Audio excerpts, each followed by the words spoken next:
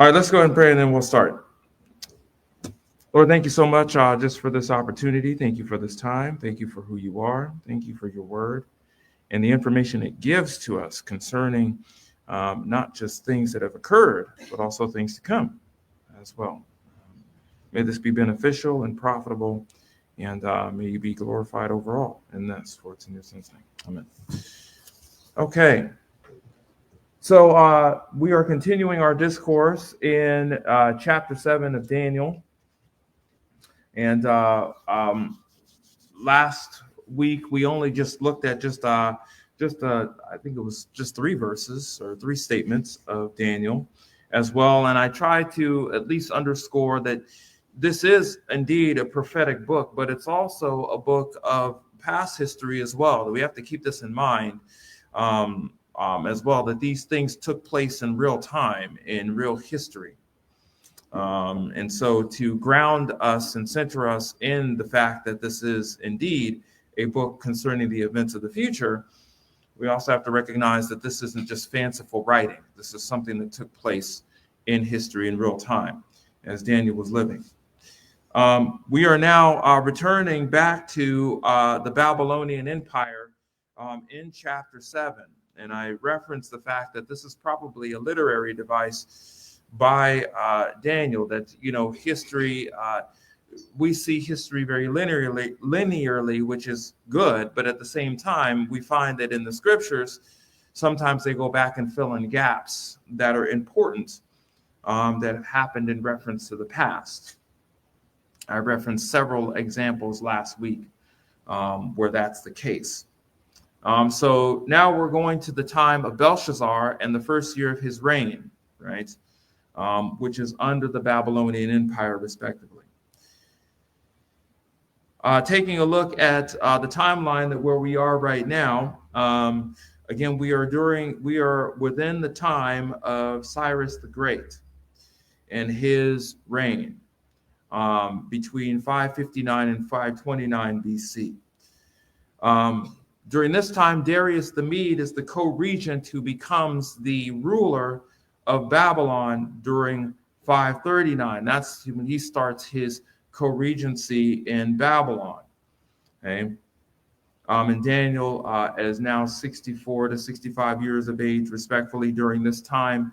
And at the end of Cyrus's reign, he is 74. Darius the Mede rules for about 11 years. So there you go. No, he rules for 1 year. I'm sorry. Belshazzar rules for 11 years. Excuse me. So since we're looking at Belshazzar's reign, not Darius the Mede, Belshazzar during this time, since we're rewinding the clock back, we've got a couple of places that we need to visit. Now, the next chapter, the vision that Daniel has takes place in year 3 of Belshazzar's reign. So we're still there, which is kind of fascinating. So Belshazzar becomes the vice regent of Babylon in 550.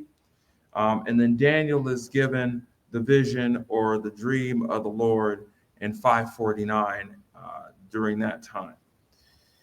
And then in 539, of course, Belshazzar is conquered by King Cyrus, which, of course, Darius the Mede holds court there in Babylon. So from the previous lecture, Daniel, during the reign of Belshazzar, the last king, the last Babylonian king, really, to steward Babylon, is given a revelation from God concerning events that will take place in the future. And then Daniel begins to detail some of the qualities of this vision that he has been given. We will go through some of these details, some of them. We will not get to all of them, okay, this morning. Let's start by looking at verse 4 of Daniel, chapter 7.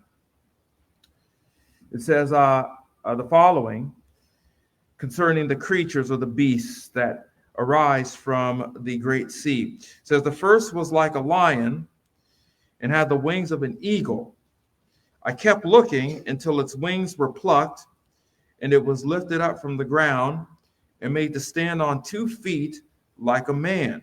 And a human mind was also given to it. Odd details, right? Now, there are many individuals that try to, what is the lion? What is the wings? What is this, that, and the other? Just read it and just marvel at the weirdness of this, right?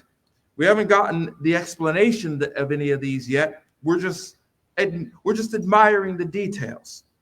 Let's take a look at a couple of words here and phrases. Lion is aryeh in the Aramaic language. It occurs 10 times in the scriptures and only here in the book of Daniel, of course. The Aramaic word corresponds to the Hebrew word ari, which is translated lion as well. And again, this word in Aramaic is used concerning the punishment that Daniel was going to receive. We've seen this word before when he was going to go into the lions, and this phrase is used, aryeh. Okay? Of course, the lions then doesn't happen until much later under Darius's rule. As you can see that there's an Aramaic letter in blue. This is connected with the noun and acts as a preposition, which is the word like, which underscores similarity between things or objects. So like a lion is literally how it's translated. It's similar to that of a lion. It looks like one, this creature. Okay? To add even more detail to this, it has wings, which is kind of unusual to think about, a creature that looks like a lion and has wings. The word wings is the Aramaic word gaf. 3 times it occurs in the scriptures, only in the book of Daniel, nowhere else. And of course, it corresponds with the Hebrew word gaf, meaning back, like your back or mine, or the back of an animal. Okay? So we have this creature that looks like a lion and has wings. Of course, this word is in the plural form, which means it's more than one. It has 2 wings, dual wings. This word emphasizes, again, something that's on the back of the lion. In this case, it is these wings. Now, we see the word eagle here as well. So it doesn't have the wings of like a fly or an insect or anything else like that. Daniel is very specific on the type of wings that this creature has. Nashar is the Aramaic phrase here. It corresponds with the Hebrew word meaning eagle or vulture. Okay? Basically just a bird of prey, right? So we have these details here that this first creature looks like that of a lion with a mane and eyes and teeth and all of that, right? As we would picture a lion to look like. And the wings are similar to that of an eagle or a bird of prey, right? I kept looking. This phrase is the word kazah. We've already talked about this word before. And Daniel, again, uses this phrase, this word in Aramaic to highlight intense focus on the specific details of the dream that he's having. Okay? So he is intently focused on getting these details down. This is intentional on the part of Daniel. Again, as a matter of fact, we see this phrase, I kept looking. This is one of these these marker phrases here that's used throughout the chapter. When he wants to give us more details, he'll use this phrase. For example, he says this in Daniel chapter 7, verse 6, which we'll get to, I believe, this morning. After this, I kept looking, and behold, another one, like a leopard, which had on its back 4 wings. of a bird, and a beast also had 4 heads, and dominion was given to it. This is verse 6. The next preceding statement. After this, I kept looking in the night visions, and behold, a 4th beast, dreadful and terrifying, extremely strong, and it had large iron teeth, and it devoured and crushed and trampled down the remainder with its feet, and it was different from all the beasts that were before it, and had 10 horns. Again, the same language used in chapter 7, verse 9. We see this. I kept looking until thrones were set up, and the Ancient of Days took his seat. His vesture was white, was like white snow, and his hair on his head was like pure wool. And his throne was ablaze with flames, and his wheels were a burning fire. And then, of course, verse 11 of the same chapter. I kept looking because of the sound of the boastful words which the horn was speaking. I kept looking until the beast was slain, and its body was destroyed and given to burning fire. And in 13, I kept looking, and behold, in the night visions, and behold, with the clouds of the heaven, like the Son of Man was coming, and he came up to the Ancient of Days and was presented before him. This same phrase is used throughout this entire text to underscore these details that Daniel sees, that he's very specific and goes through great pains to detail these particular features that he observes, which is important because, again, this underscores that this isn't just some type of fantasy that he's making up, some type of phantasm, some type of fantastical tale, right? That he is actually intent on writing these details down for those to know. Verse 4, continuing. Again, the first was like a lion and had 4 wings of an eagle. I kept looking until its wings were plucked, and it was lifted up from the ground and made to stand on 2 feet like a man. Its wings were removed, and it was lifted. We don't know what lifted it, but the creature was lifted up from the ground and made to stand on 2 feet like a man, and a human mind was given to it. Enosh is the Aramaic phrase. Here 27 times it occurs in the scriptures, twice in the book of Daniel. And again, it corresponds with the Hebrew word Enosh, which is translated the same way. We are talking about a man as a person standing on its legs like a human being. This word has the same preposition as the word lion, so it's a reference to something similar. Similarity. Now, this is interesting here. It has a human mind. This is kind of interesting. By the way, this is the only time that this phrase is used with any creature, right? The Aramaic word is labab. This Aramaic word occurs 7 times in the text. It only occurs in Daniel. The Aramaic word corresponds to the Hebrew word labab, and it's spelled the same way. Okay? It is translated as heart, or it is translated as mind. Okay? It is the place of understanding, comprehension, thinking, reason. Okay? Mind, labab. This word underscores that the creature that stands on its 2 feet, that looks just like a lion, its wings were plucked or removed, has a faculty of understanding like that of a human being. Even though it is not a human being, it has the faculties like a human being, which is very fascinating.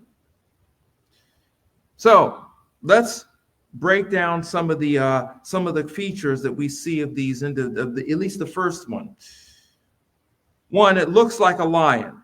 I think it's important for us to kind of review these and keep these at the top of our minds. Now, notice it has not told us what these things are. Okay, So again, if you read some of the information that's out there, they seem to shot call all of these details before they even get to the explanation. The explanation is given to us, but again, it's important to look at these features and not assume anything about them. Let's just look at them and take them as they are. So it looks like a lion. It has wings like an eagle. The wings are plucked from the lion. Okay. And then after the wings are plucked, it is made to stand like a human being, like a man. And it is given understanding and reason like a man. It is able to think and rationalize as one, which is interesting. Let's continue. That creature is done according to Daniel. And let's go on to verse 5.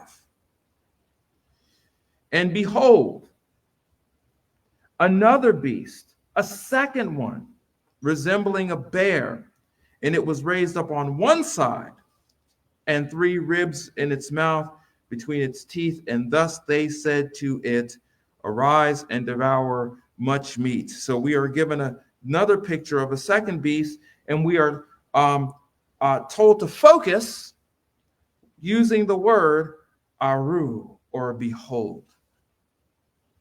This Aramaic word occurs 5 times in the Hebrew scriptures. This Aramaic word only occurs in the book of Daniel. To behold, to look. Hey, look at this. This is amazing. This is an exclamatory word, either used to express an emotional reaction or cause a person to intently focus or be attentive to the details. This word again tells us, hey, look over here. Look at this creature. After the details of the first one are done, he points us to the second one. In this context, this underscores the details have changed within the dream itself. We are now looking at another aspect of this, in this case, the second creature. He mentions that this creature resembles that of a bear. Interesting. Dema is the Aramaic phrase for resembling. This Aramaic word occurs twice in the scriptures and only occurs in the book of Daniel. It can be translated like, meaning similarity, or to resemble, looking at something like the particular object it's comparing. This word, again, corresponds to the Hebrew word damah, meaning like, translated.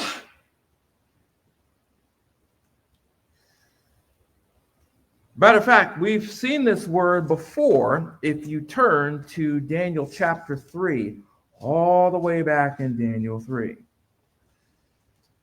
Daniel chapter 3. I will start at verse 20, but our area of focus is verse 25. This is concerning Nebuchadnezzar with Shadrach, Meshach, and Abednego. I'll start at verse 19, actually, of chapter 3. Then Nebuchadnezzar was filled with wrath, and his facial expression was altered toward Shadrach, Meshach, and Abednego. He answered by giving orders to heat the fiery furnace 7 times more than it was usually heated.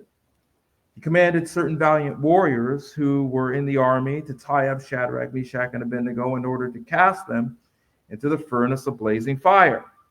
Then these men were tied up in their trousers, their coats, their caps, and their other clothes, and were cast into the midst of the furnace of blazing fire. Verse 22, for this reason, because the king's command was urgent and the furnace had been extremely hot, the flame of the fire slew the men who carried Shadrach, Meshach, and Abednego.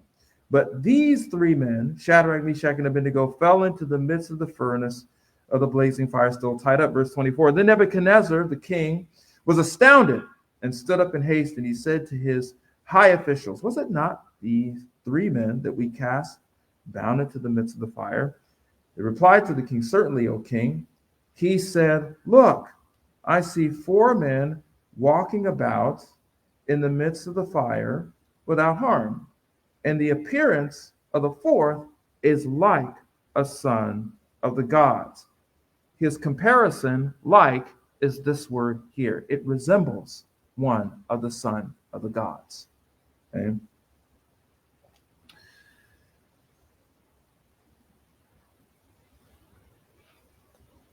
So this word used, resembles, is found here in chapter 3, underscoring something resembling or something looking like something else. In this case, in chapter 7, Daniel looks at this creature and says that it resembles that of a bear. Dobeh. One time, only here, corresponds with the Hebrew word that is spelled the same way. Okay.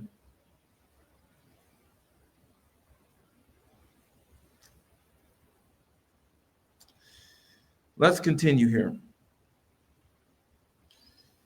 says, And behold, another beast, the second one, resembling a bear, and it was raised up on one side, and 3 ribs were in its mouth, and its teeth.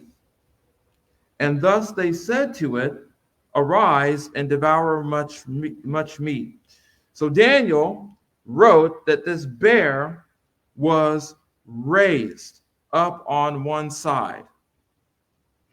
This word is written in the equivalent of the passive voice. So this bear is not doing it himself. Something or someone is raising him up on one side. Okay? We'll talk about what I think this might be. And 3 ribs were in its mouth and in its teeth. Wow, that's a comforting picture. 3 ribs. Maybe he was flossing after he ate. That's kind of terrifying. 3 ribs were in its mouth and between its teeth. Okay? Again, very menacing, very terrifying, very destructive. And thus they said to it, Arise and devour much meat. Now, this is interesting because at this point in the dream, we haven't been introduced to anyone else. Who or what is the they? Who is the they? I mean, we've had the 4 winds, we've had the great sea, we've had the first creature, right? And that creature is like a lion, and we have another beast, a bear, but now we have they. Who is they? Who is saying this to this beast? Let's take a look here. Now, that's not the word here. I don't know why I put that there. 71 times this Aramaic word occurs in the scriptures, 65 times in the book of Daniel. This word means to say or to command. To say or to command, this Aramaic phrase. And the construction of this word is in the plural form.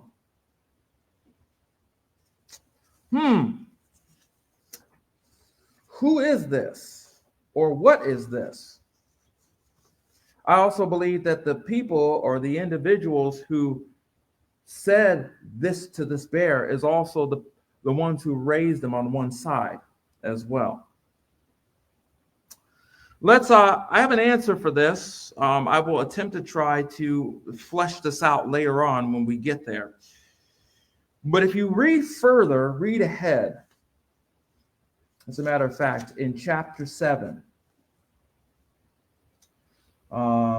let's see, verse 16. He says this. I'll start at verse 15. He says, As for me, Daniel, my spirit was distressed within me. This is after he gets this vision. Within me, and the visions in my mind kept alarming me. I approached one of those who were standing by and began asking him the exact meaning of all this. So he told me and made known to me the explanation or the interpretation of these things.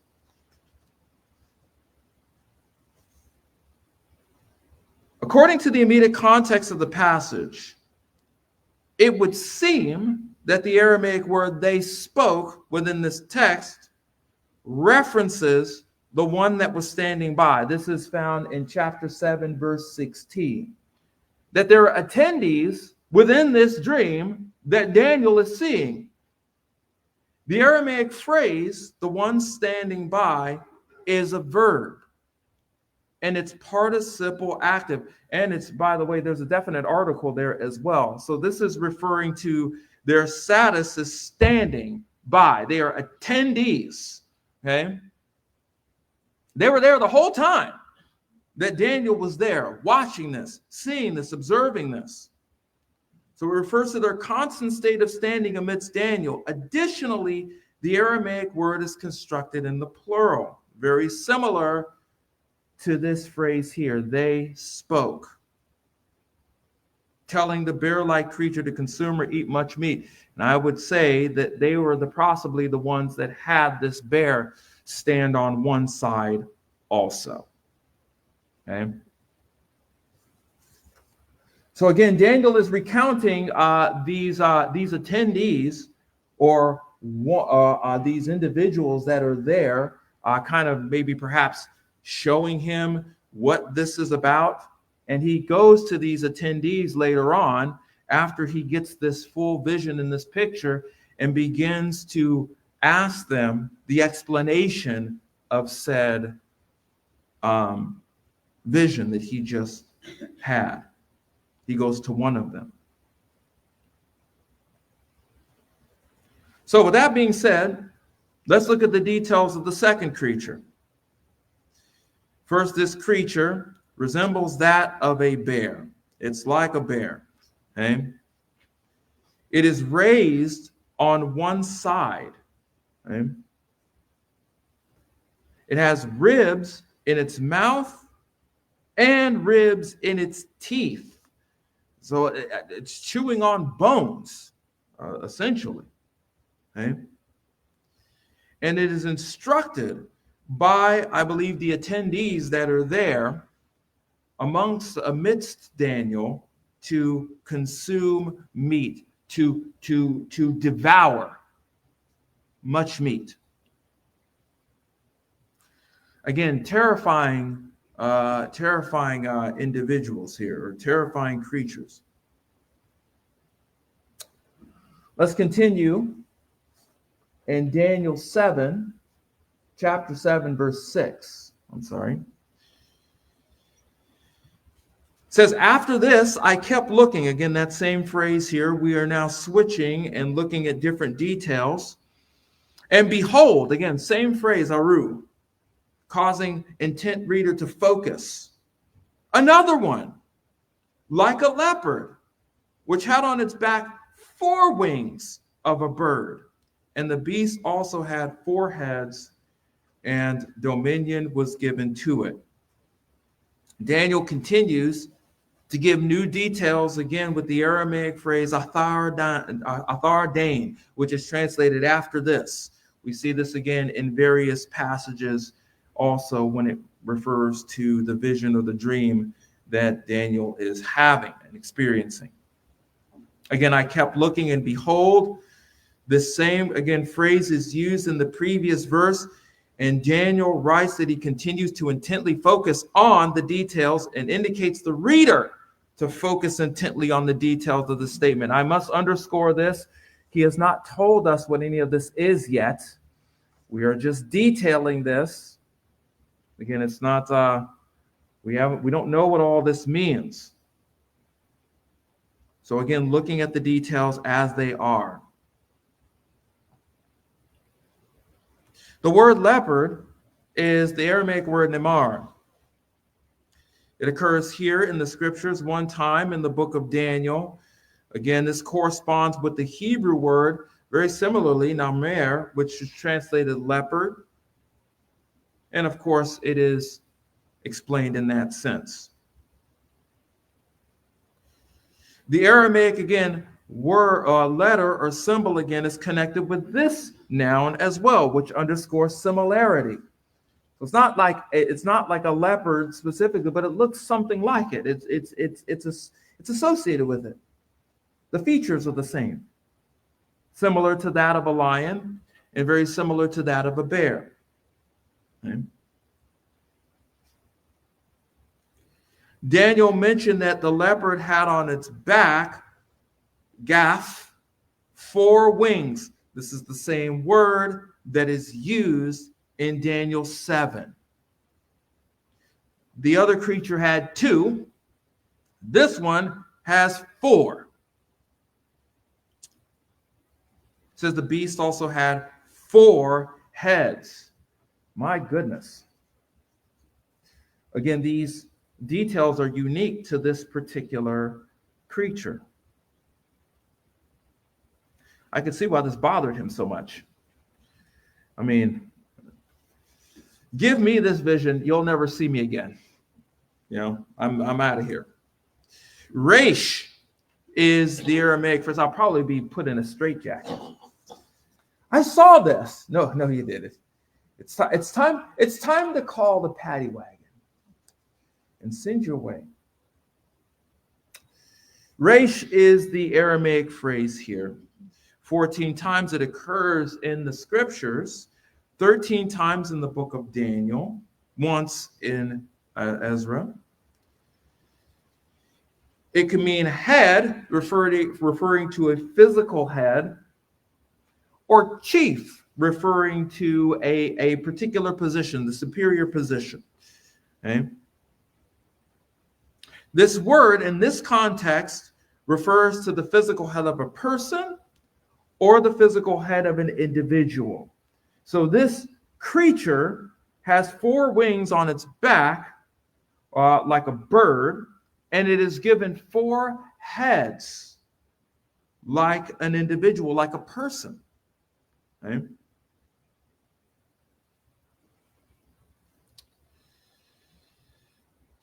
Let's take a look at this word dominion. Dominion is the Aramaic phrase sholtan. It occurs 14 times in the scriptures, but it only occurs here in the book of Daniel. What I find interesting about this root word comes from the Aramaic phrase meaning rule or ruler, one who governs over a land and its subjects. Now, what's interesting about this particular word sholtan is that every time this word is used in the book of Daniel, it is used of God. When it talks about God's dominion being everlasting, or his dominion not passing away, we've seen this language, particularly in chapter 4 of the book of Daniel. This word is used, sholtan. It's also used in Daniel chapter 7, of course, and 8 as well. However, this is the only time that this phrase is used of a creature that's not God, sholtan.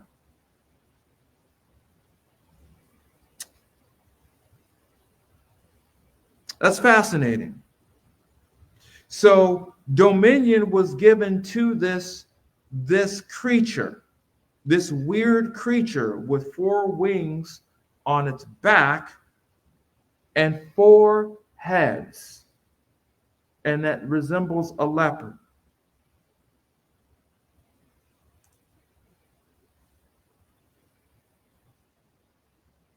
This is very fascinating because, again, this is unique to this creature. So looking at our features of this particular terrifying beast, we find that this beast resembles that of a leopard. It looks similar to that of a leopard. It has 4 wings, 4 heads. it has rule or dominion. Rule or dominion is given to this creature.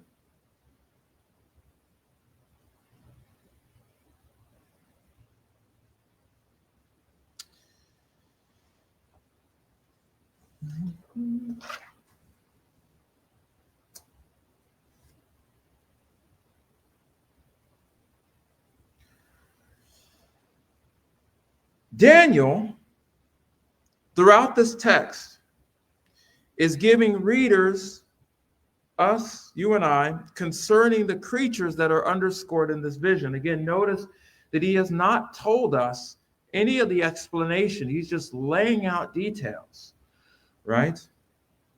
Again, this seems to be a pattern that we see within the book of Daniel itself. We saw it in chapter 2 when Daniel was given the vision. He laid out the details and then gave the explanation. In Daniel chapter 4, we see the same thing. We see the details of the dream that Nebuchadnezzar details to Daniel, and then Daniel gives the explanation again to Nebuchadnezzar. This seems to be happening in the same fashion.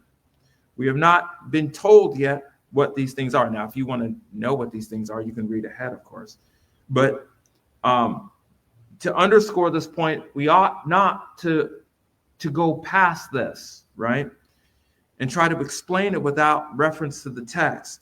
Daniel giving the reader details concerning the creatures that are underscored in the dream or vision that he has seen, and concerning these beasts or animals that come up out of the great sea. Now, there is one more creature we have to look at, but that gets its own, he gets his own teaching. This creature gets its own. We have to spend some time unpacking it because some of the details of this particular creature, the fourth creature, is pretty fascinating concerning the unique details of this one. So, and with that said, we will close out this particular lecture for this week. Let's pray. Lots of interesting details, lots of odd details within this text as we read it. I can't imagine what Daniel thought or felt. I mean, we read it on the page that this particular dream or vision that you gave him bothered him, but we have no idea the intensity of how much it bothered him, concerning that we have not been overwhelmed because we have not experienced this. But we thank you, Lord, that the details are so vivid to Daniel that he gives us the important things that we ought to know concerning not just the details, but also the explanation of these details later on in this chapter. Thank you again so much for underscoring this for us, that this pertains to future events. And to understand this is a great thing. Thank you so much for your word and your wisdom and for who you are, as you are the God who reveals mysteries, these mysteries to us. For it's in your Son's name. Amen.